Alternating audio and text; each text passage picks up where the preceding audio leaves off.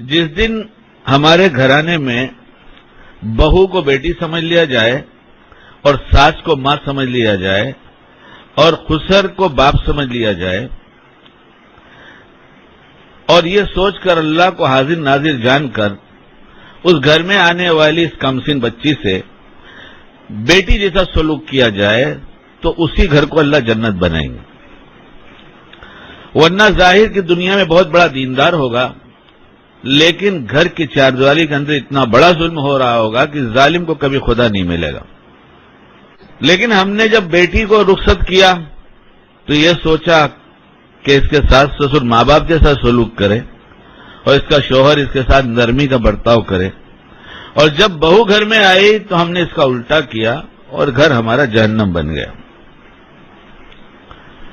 اس وقت امت میں بے دینی کہی جائے گی یا حقوق کی ادائیگی کا مطالبہ اور دوسرے کے کتنے حق نکلتے ہیں اس سے بالکل بھول جانا، یہ اتنا رواج پا گیا کیوں کہ ہم نے معاشرت کے دین کو دین نہیں سمجھا، معاملات اخلاق کو نہیں سمجھا، صرف چند رکعتیں پڑھ کر اسے سمجھنے لگے کہ ہم دیندار ہو گئے. اس لیے اگر ہم یہ طے کر لیں کہ ہم صرف وہ کام کریں گے جس میں حقوق کی ادائیگی کے معاملے میں اللہ کے نہیں پکڑے جائیں گے. آپ کر کے دیکھ لیجئے جوڑ ہوتا ہے کہ نہیں، جوڑ ہو کر رہے گا، جوڑ تو ہو ہی جائے گا، یقیناً ہوگا. جن لوگوں نے اس پر عمل کیا وہ کہتے میرا گھر بہت اچھا ہے. ایک بیوی نہیں نپتی، ایک بیوی کہاں جاتے ہیں؟ بولے مشائخ کے پاس جاتے ہیں. بولے کہاں جاتے ہیں؟ بولے جماعت میں جاتے ہیں. کہاں جاتے ہیں؟ ارے تم سے ایک بیوی نہیں نپتی، تم امت کو کیا نبھاؤ گے؟ تم کو اللہ دے دے کچھ تو امت کو کیا نبھاؤ گے؟ ایک بیوی نہیں نپتی. اس لیے یہ تعجب کی بات ہے کہ ایک بیوی نہیں نپتی، کم عقل بیوقوف نہیں بنائی جا سکتی. یہ زندگی میں کام کیا کریں گے؟ کچھ نہیں کر سکتے. اس لیے ایک بات یہ کہ حقوق کی ادائیگی ہم اپنے گھر میں طے کر لیں. ہمارے ابا کے کیا حق، ہماری اماں کے کیا حق، ہماری بیوی کے کتنے حق، ہماری بہنوں کے کتنے حق، ہمارے بھائیوں کے کتنے حق،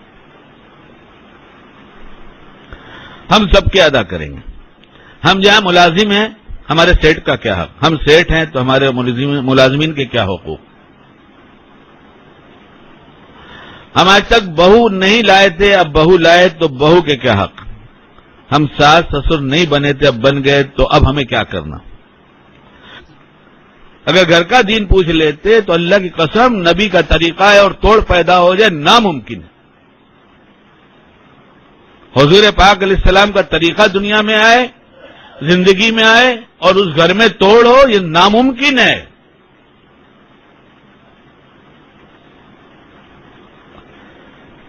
اس کے پہلے آپ حضرات سے کہہ چکا ہوں کہ جوڑنے کے لیے کچھ چیزیں ہوتی ہیں، چیزوں کو چیزوں سے جوڑنے کے لیے کچھ چیزیں ہوتی ہیں. مثلا کپڑے کو کپڑا سے جوڑا جائے تو سوئی دھاگا، لکڑی سے لکڑی کو جوڑنا چاہے تو کیل، لوہے سے لوہے کو جوڑنا چاہے. یہ سوال کرنے کی ضرورت نہیں، آپ سب جانتے ہیں، لیکن کچھ کہنا ہے. اس لیے ہر چیز کو صرف چیز نہیں ہونا چاہیے، چیز کا تناسب بھی صحیح ہونا چاہیے. صرف چیز نہیں ہونا چاہیے، چیز کا تناسب بھی صحیح ہونا چاہیے. مثلا اگر دیوار بنانی ہے تو اینٹ اور اس کے بعد سیمنٹ اور کیا چیز، ریتی، اور اس کے بعد کیسے ملایا جائے گا؟ پانی ہٹا دیجئے اور خالی سیمنٹ اوپر مارتے رہیے، ریتی جڑے گی.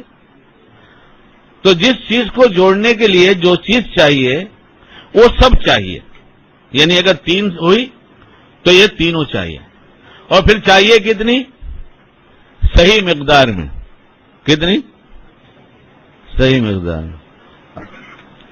پوری امت کو جوڑ رہے، دو بھائی نہیں جڑ رہے، میاں بیوی نہیں جڑ رہے، ماں باپ نہیں جڑ رہے، کیا امت کو جوڑیں گے؟ دین نقلی ہے، مسالہ پتلا ہے. 5 ایمانیات، عبادات، اخلاقیات، معاشرت، معاملات، ترتیب بھول جاتا ہوں. یہ 5 کا پورا علم اتنا جو ہم روز کرتے ہیں، جب وہ سب سنت و شریعت کے مطابق حاصل کر کے کرنے لگیں گے اس کے مطابق، تو یہ وہ مسئلہ بنے گا کہ زندگی میں دیوار ہلے گی نہیں. یعنی اس کے معاشرے کا توڑ کبھی نہیں ہوگا، توڑ نہیں ہو سکتا. ڈرل مشین سے ایک ہک لگانا ہوگا تو ڈرل مشین چلا کے ایک ہک لگے گا، ہاتھ سے نہیں لگ سکتا. بات کچھ واضح ہو رہی ہے؟